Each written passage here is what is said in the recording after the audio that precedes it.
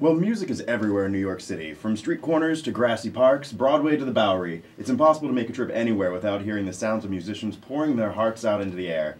And street and subway performers have a long history in New York, despite the efforts of some government officials. Now, for example, Mayor Fiorello LaGuardia made street performances illegal in the 1930s. Although some performers still continued, street performances weren't actually legal again until after 1970, and subway performances weren't legal until the 1980s. In 1987, the Music Under New York program was created. Music Under New York is one of the many visual arts and performing arts programs administered by the New York Metropolitan Transit Authority's Arts for Transit office. Now, every year, Music Under New York holds auditions for all types of musicians and performers. Music Under New York seeks acts that appeal to the diverse New York City transit riders.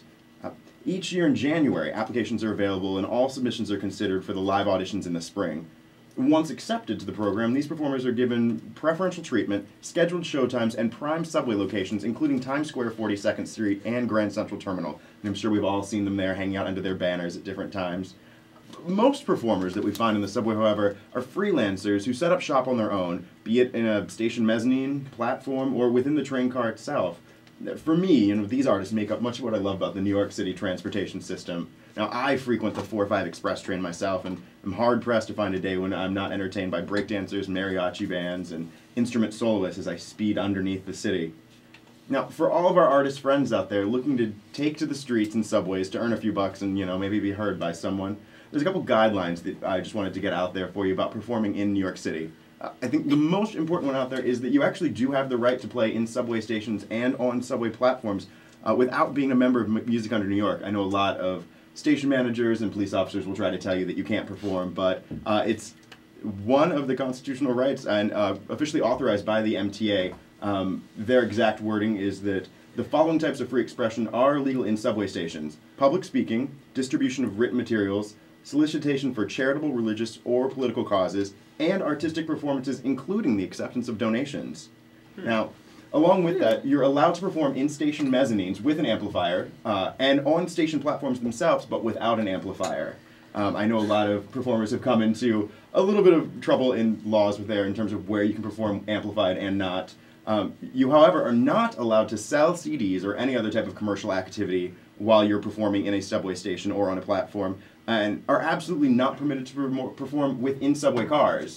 That's what I was going to ask, if subway cars had the same rules. Yeah, no, Wow. Performers are not legally allowed to perform inside subway cars, which tends to be where most of us, I think, see subway performers, is actually like on trains, particularly express trains. And I know for myself, I see them all the time on the 405 train, within the cars, going around doing stuff. Now, in terms of, there are violations, ticketable offenses. All of these are obviously ticketable.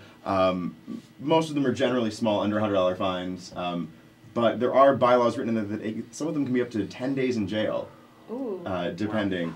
Now, there are a little bit different laws regarding street performers. Whereas you can perform in any subway station or on any subway platform without a permit. If you want to take to the streets and perform on a corner, you do have to have a performer's license in New York, and you have to pay a fee to perform and obtain a permit, which has to be obtained at least 7 days before your performance. Going along with that, performing in parks. If you wish to perform in any public park in New York, it requires a similar license and permit, but requires up to 21 to 30 days notice. Wow.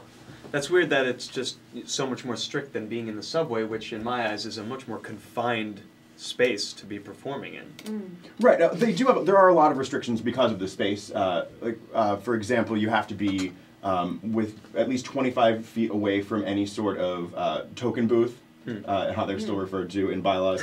And you have to keep, there are certain decibel levels that you have to keep between, and if anyone meters you, they can be fined for that. Subway performers. Basically, you can't outshine the subway that screeches by. Yeah. Yeah, absolutely. It's to make sure that customers of the subway can still hear if they're asking questions or whatnot. Performers are supposed to not perform anytime there's a subway announcement going on. I don't think I've ever seen that happen where someone has stopped performing. Yeah. No commercial breaks for subway performers. No, not at all. Now, I don't know about you guys. My personal favorite is there's a group of breakdancers and b-boys who constantly work the 405 train. And these guys are amazing gymnasts. Just watching them do backflips and tumbles in between a crowded subway car is really impressive. Do any of you guys have a favorite performer that you've run across? I mean, the breakdancers always impress me because I'm waiting for them to kick somebody, and they never do. I have to say, I'm always ready for it, and it hasn't happened yet. I've overheard the buskers, the b-boy buskers.